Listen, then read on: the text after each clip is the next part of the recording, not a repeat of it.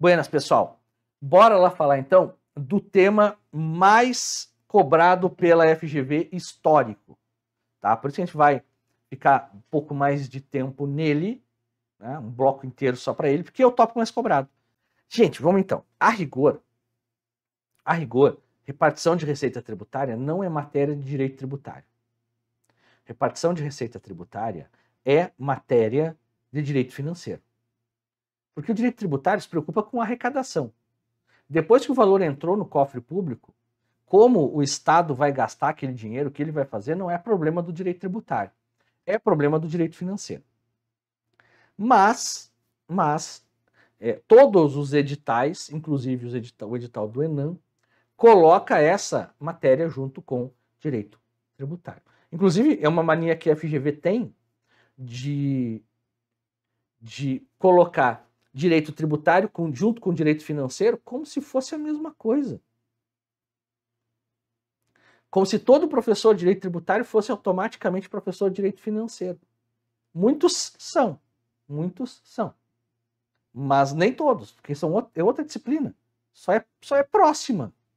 Sei lá, é como dizer que todo o professor de direito de família também dá direito da criança e adolescente. Porque tem tópicos que são parecidos. Vamos lá, então.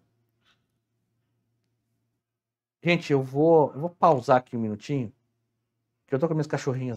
Então, gente, repartição de receita é matéria de direito financeiro, mas a gente trabalha porque, já que colocaram no estado tributário, virou matéria de direito tributário. A Constituição distribui as receitas tributárias de duas formas. Através de atribuição de competência própria, artigo 153, 155, 156 e 156A, e participação dos entes menores na receita dos entes maiores. Então, a repartição de receita tributária no direito brasileiro é sempre na vertical descendente, de cima do ente maior para o ente menor. Anota isso. Não existe repartição de receita de baixo para cima. Então, se tu vê na tua prova qualquer alternativa que diga o município passou dinheiro para o Estado passou dinheiro para a União, a título de repartição de receita, já pode riscar que está errada. Não existe nenhum caso. Outro aspecto interessante é que não se partilham tributos vinculados. Não tem nenhuma hipótese na Constituição de repartição de receita de tributo vinculado. Taxa e contribuição de melhoria não reparte receita. E também a regra é que não haja repartição de receita nos tributos de receita vinculada. Empréstimo compulsório e contribuições especiais. E aqui anota a exceção. Excepcionalmente, a Constituição, a partir da Emenda Constitucional 42 de 2003, reparte a receita da CID, Contribuição de Intervenção no Domínio Econômico, sobre combustíveis, lá no artigo 177 da Constituição. Falo isso porque a FGV já cobrou. Inclusive, cobrou o fato de que a repartição da CID tem um percentual meio que maluco, porque o percentual de repartição de receita da CID combustíveis é 29%. E desses 29%, 20%, ou seja, 7,25%, vão para os municípios. Mas a gente vai falar disso daqui a pouquinho. Só para te anotar que tem uma exceção. Essa repartição de receita, ela vai se dar de duas formas. A chamada repartição direta, quando a Constituição atribui diretamente à pessoa política a parcela da receita de outra, sem qualquer intermediação e sem qualquer fundo. Pode-se dizer que na participação direta eu tenho uma participação fundo a fundo. E eu tenho a figura fundo a fundo, caixa a caixa. E eu tenho a repartição indireta, que é feita através de fundos de participação ou de programas de incentivo regional. Beleza? Vamos para as participações diretas? Olha só. Agora vai ficar melhor de lembrar, de memorizar isso, né? Primeira hipótese de repartição direta, o IOF sobre ouro. O único IOF que reparte é o ouro. Tá? O IOF do ouro como ativo financeiro.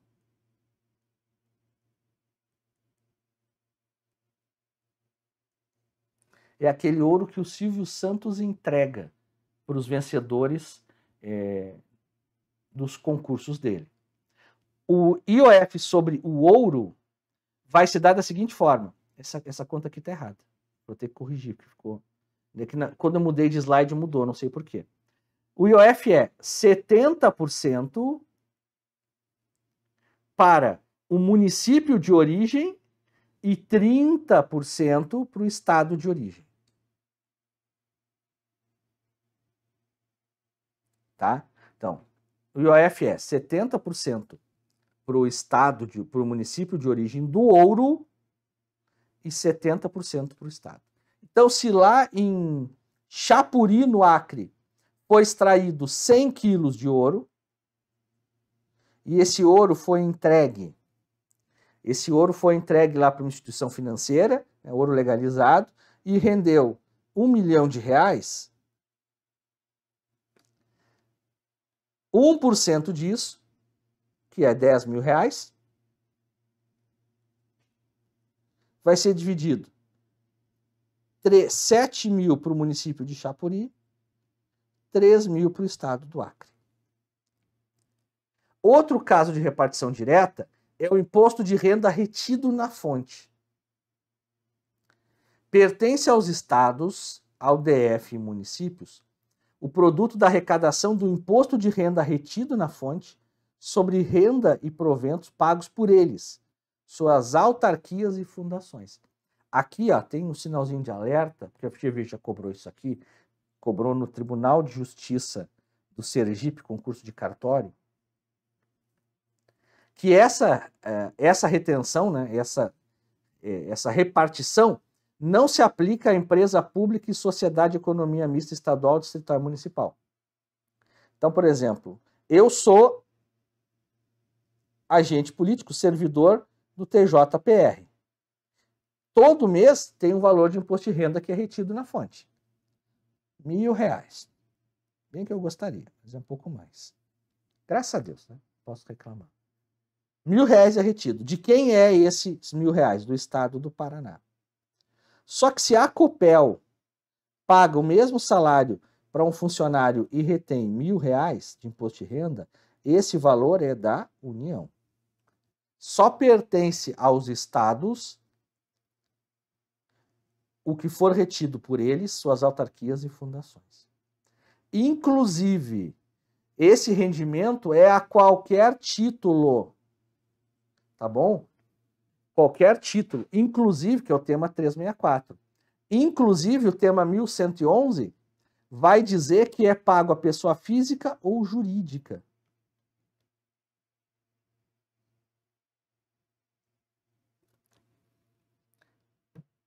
Então, se uma pessoa jurídica presta serviço e há retenção de imposto de renda, esse valor pertence ao município.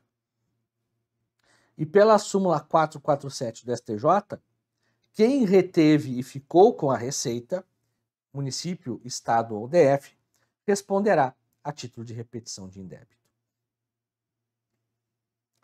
Outro caso de repartição direta são os chamados impostos residuais, em que a União vai entregar 20% dessa receita aos estados. Hoje não temos nenhum imposto residual, mas talvez um dia tenhamos. Outro caso de repartição direta é o ITR. O ITR é meio a meio. 50% pertence à União e 50% pertence ao município dos imóveis situados no município. Aqui, a Lei 93/93 diz que é a sede da fazenda. A emenda constitucional 42 de 2013, ela permitiu que, se o município assumir a fiscalização, lançamento e cobrança do ITR, ele pode ficar com 100% do valor. A principal função do ITR para a União não é arrecadar, é o correto uso do solo urbano. Por isso que ela dá, se o município quiser, até 100% para o município. E veja, para o município é uma barbada fiscalizar, lançar e cobrar, porque é um tributo sujeito a lançamento por homologação. Outro caso de repartição direta, e esse aqui é um pouco mais importante para nós, é o IPVA. Tá? Porque o IPVA tem uma baita cara de problema da FGV, por conta da reforma tributária. Pertencem ao município 50% do IPVA dos veículos automotores licenciados em seus territórios. E, em relação a veículos aquáticos e aéreos, cujos proprietários sejam domiciliados. Então, o que gera a arrecadação para o município do IPVA, da parcela de repasse de receita, é o veículo automotor terrestre licenciado em seu território. Para o veículo aquático e terrestre e aéreo, é os veículos cujos proprietários têm um domicílio em seu território. E, gente, eu sei que é chato, mas assim, anota aí domicílio. A FGV adora trocar domicílio por residência. Fizeram isso na prova do TJ Paraná para a questão do contribuinte no ITCMD. Falava que se o contribuinte for domiciliado no Paraná, se o donatário for domiciliado no Paraná, o contribuinte é o donatário. Se o donatário for domiciliado em outro estado, o contribuinte é o doador. E dizia que a pessoa era residente em outro estado, não domiciliada. Então, portanto, ela continuaria como contribuinte. Então, anota, é domiciliado em seus territórios. Isso por quê? Porque aeronave e embarcação são registradas em órgãos federais. Então, embarcação é registrada na Capitania dos Portos, na Marinha do Brasil, e aeronave é registrada no cadastro aeronáutico, no Registro Aeronáutico Brasileiro, no RAB, da Agência Nacional de Aviação Civil. Então, o avião, a princípio, o licenciamento dele é em Brasília. Então, para evitar isso, que é o domicílio. Não importa onde o veículo aquático ou aéreo está registrado, o que importa é o domicílio. Outro ponto importante é a repartição de ICMS. Tá? Repartição de ICMS, eu vou jogar na tela aqui, porque eu tenho que trabalhar com duas situações. A repartição de ICMS hoje e a repartição de IBS, que apesar de não estar em vigência, o tributo, porque não instituído ainda a lei complementar, mas as normas do IBS já estão todas na Constituição em vigor. Em vigor.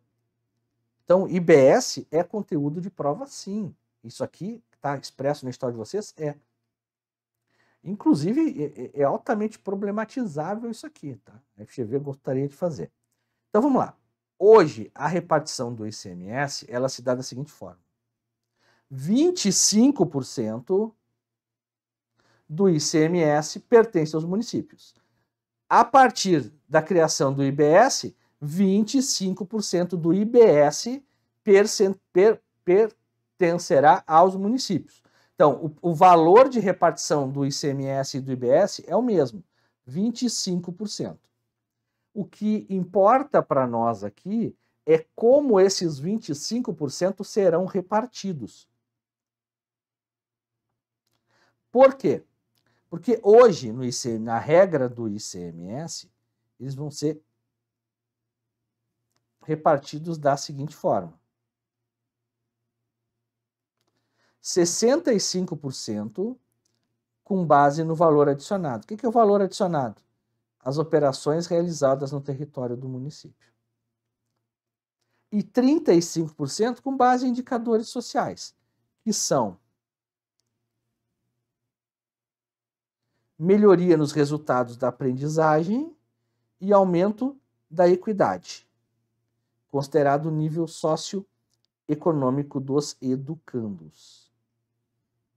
Isso aqui tudo na forma da lei complementar. Então, 65% com base nas operações realizadas naquele município e 35% com base em indicadores sociais. Para municípios que têm grandes centros comerciais ou que têm grandes centros industriais, essa repartição de ICMS é ótima. Para municípios que têm grandes economias baseadas no turismo, não é tão bom. Quando entrar em vigor o IBS, a repartição do IBS vai ser diferente. Por quê? 80% do IBS é na proporção da população. Então, eu vou pegar lá a população do estado do Paraná, vou 11 milhões de habitantes e vou repartir com base numa proporção da população. Curitiba tem 1 milhão de habitantes, tem 10% da população. Então, de 1 bilhão de reais que foi arrecadado, que seria o valor que é o valor a ser distribuído aos municípios, 1 bilhão de reais, Curitiba tem 10% da população, então 1 bilhão de reais arrecadou, 80%, que são 800 milhões de reais, eu vou distribuir pela população. Curitiba tem 10% da população do estado, Curitiba recebe 10% do valor do IBS. Outros 10% com base em indicadores sociais, aqueles mesmos. Aqueles mesmos indicadores sociais, melhoria de resultado na aprendizagem e aumento da equidade. Beleza. 5% com base em indicadores de preservação ambiental. Então, um município que preserva melhor suas questões ambientais recebe um valor maior do que outros. E 5% em montantes iguais a todos os municípios. Então, pega lá, o estado do Paraná tem 399 municípios. Então, tu pegou 1 bilhão de reais, arrecadação de ICMS no ano. Tá. Desses 1 bilhão, 50 milhões eu vou dividir por 399 municípios. E todo mundo vai ganhar o mesmo valor. Agora, se isso vai ser bom ou ruim, eu sinceramente não sei. Eu tenho amigos que são auditores fiscais de municípios e vários deles alguns dizem que vai melhorar, outros dizem que vai piorar. Tá bom? Outra espécie de repartição direta, essa aqui é importante, que essa aqui foi uma alteração na Constituição pela reforma tributária, que 29% da CID sobre combustíveis, tá? Só a CID sobre combustíveis. Eu tenho 12, se eu não me engano, contribuições de intervenção no domínio econômico. Uma delas é a CID combustíveis, que é a contribuição de intervenção no domínio econômico sobre combustíveis. Tá?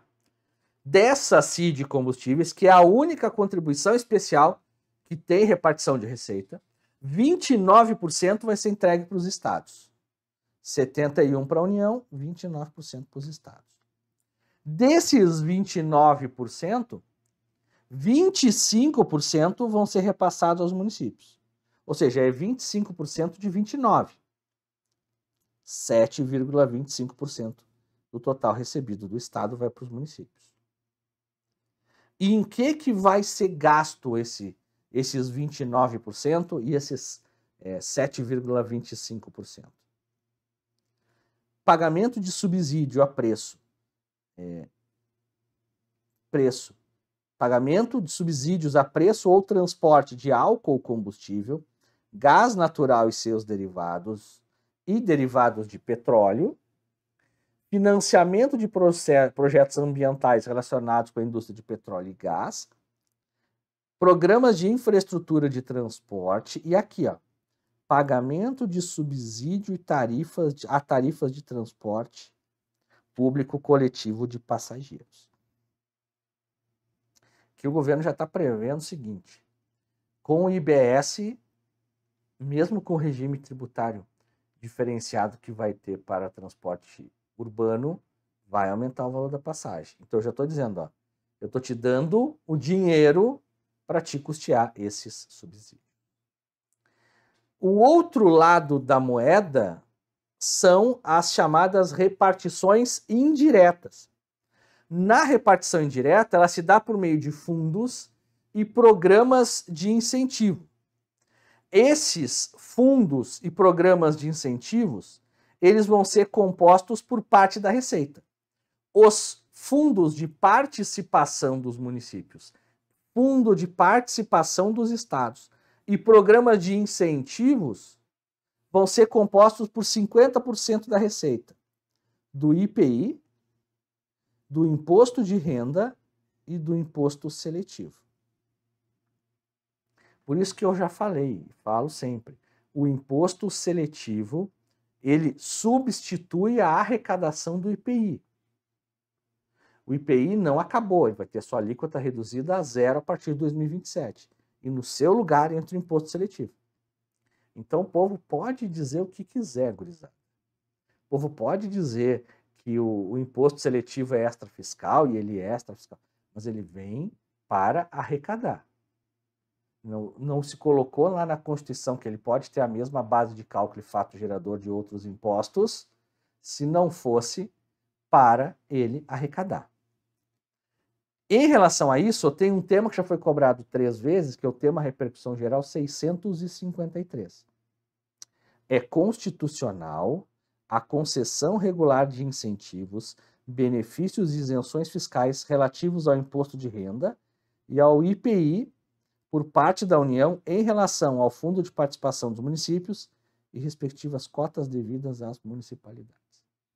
Então o Supremo aqui entendeu que é possível que a União conceda benefício fiscal de IPI, alíquota zero, crédito presumido, redução de base de cálculo, qualquer uma desses benefícios fiscais, e que, claro, que isso vai representar uma queda no fundo de participação. Olha lá, a União zera a alíquota do IPI sobre a linha branca. A arrecadação de 1 trilhão caiu para 990 bilhões de reais. 100 bilhões de reais. Metade, 50 bilhões, ia ser dividida entre estados e municípios. Caiu a arrecadação do fundo, mas o Supremo entende que pode fazer isso. O que o Supremo entende que não pode fazer é a retenção da parcela do ICMS devido aos municípios a pretexto de concessão de incentivo fiscal. Não é a mesma coisa. Primeiro porque aqui não é repasse indireto. Lá o 158, inciso 4, é repasse direto. O município tem direito a esses 25% do ICMS. E aqui foi arrecadado o ICMS e o Estado retém, não repassa para o município para conceder benefício fiscal. Ele literalmente está retendo valor do município para dar para o particular. Esses fundos irão receber através de cotas. E quem calcula o cálculo de cotas é o Tribunal de Contas da União. É o Tribunal de Contas que, com base nos critérios definidos em lei complementar, que é atualmente a Lei Complementar 160, que define esses critérios. Vamos lá. Essa repartição indireta, ela vai se dar por meio de 3 fundos e de programas de incentivo. Então, são 3 fundos: o Fundo de Participação dos Estados, o Fundo de Participação dos Municípios, o Fundo de Compensação à Desoneração das Exportações e os programas de incentivo ao setor produtivo do Norte, Nordeste e Centro-Oeste.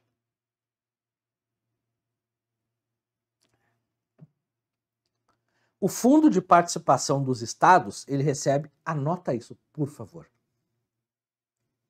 Quem é o pessoal das canetinhas marca-texto coloridas, marca com um vermelho isso aqui. O FPE, que é o Fundo de Participação dos Estados, recebe 21,5. Abatido o valor já retido. Então, tudo que os municípios retiveram lá no 157 e 1581 vai ser abatido do fundo de participação. A União não perde, vai pagar 2 vezes. O fundo de participação dos municípios, ele recebe um pouco mais, 22,5. De novo, abatido o valor do imposto de renda retido. O FPM, ele vai receber ainda 3 adicionais, de 1%. Um em julho, um em setembro e um em dezembro. Isso aqui foi, essas 3 emendas vieram, a primeira de 2007, porque com a concessão de incentivos de IPI nessas épocas, caiu a cota do fundo e os municípios não tinham dinheiro para pagar o 13º. Vocês olharem, dá 2 cotas, mais ou menos na época que se paga a primeira parcela e segunda parcela. Então, fundo de garantia, 13º em julho, primeira parcela, dezembro, segunda parcela, vem uma graninha a mais, 1% cada município recebe a mais, né? Então, na verdade, os municípios recebem 3 adicionais. Os estados não têm adicional, tá? Lembra disso, os estados não têm adicional. Os programas de incentivo ao setor produtivo do Norte, Nordeste e Centro-Oeste recebem 3% da arrecadação do IPI e do imposto de renda e depois do imposto seletivo. Para quê? Para programas de financiamento ao setor produtivo do Norte, Nordeste e Centro-Oeste, através dos bancos de desenvolvimento regional. E aqui tem uma coisa, metade dos recursos destinados ao Nordeste tem de ir para o semiárido nordestino. E por fim, eu tenho o último fundo, que é o Fundo de Compensação à Desoneração das Exportações, que foi criado na época em que o Brasil parou de exportar imposto. O Brasil, durante muitos anos, exportava imposto. O que é exportar imposto? Incide IPI, eu exporto o produto para o exterior. Sobre esse produto, o IPI vai junto. O produto brasileiro ficava mais caro. O Brasil foi lá e imunizou as exportações de uma série de tributos. ICMS, ISS, IPI, contribuições sociais e contribuições de intervenção no domínio econômico. Nada disso incide sobre a exportação. Por isso que o Brasil hoje é esse monstro exportador. Principalmente o agro, por 2 motivos, né? Porque não existe um IPA, né? Um imposto sobre produção agrícola, só sobre produção industrial, que agora vai deixar de existir, vai ter a alíquota zerada com a reforma, deve dar um boom de industrialização, e não incide não incide tributação na exportação. Então, uma saca de soja exportada, ela não paga ICMS. Então, e também não paga contribuições sociais, PIS/COFINS, por exemplo, e contribuições de intervenção no domínio econômico, como adicional de renovação da Marinha Mercante. Mas isso gerou uma queda na arrecadação do IPI. E nós temos muitos estados que não são exportadores. E mesmo os estados exportadores acabaram sendo prejudicados nessa diminuição da arrecadação duplamente, porque perderam receita do IPI e perderam receita do ICMS. Para isso foi criado o Fundo de Compensação. Ele recebe 10% da arrecadação do IPI e também, posteriormente, do imposto seletivo, sendo os recursos repartidos entre os estados proporcionalmente ao valor das exportações de produtos industrializados. Então, lá, o estado que exporta muito, mas exporta produtos in natura ou semi-elaborados, não vai participar desse rateio de forma muito grande. Dessa parcela recebida, cada estado repassa 25% aos municípios. Gente, é 25% dos 10%. Tá? Então, o estado recebe 10% e passa 2,5% ao município. E nenhuma unidade pode receber mais de 20% do valor do fundo. Então, São Paulo pode exportar 30% do Brasil, mas recebe só 20% do fundo. Então, é uma forma de equilibrar um pouco mais. Outro aspecto importante das repartições de receita é a vedação de retenção, que também é importante. A FGV já cobrou isso aqui umas 3 vezes.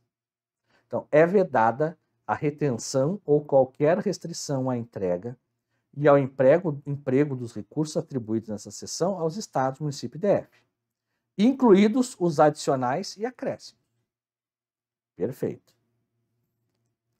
A vedação nesse artigo não impede que a União e os estados condicionem a entrega de recursos ao pagamento de seus créditos, inclusive de suas autarquias, e ao cumprimento, no artigo 198, parágrafo 2º, inciso 2 ou 3, que é as despesas com educação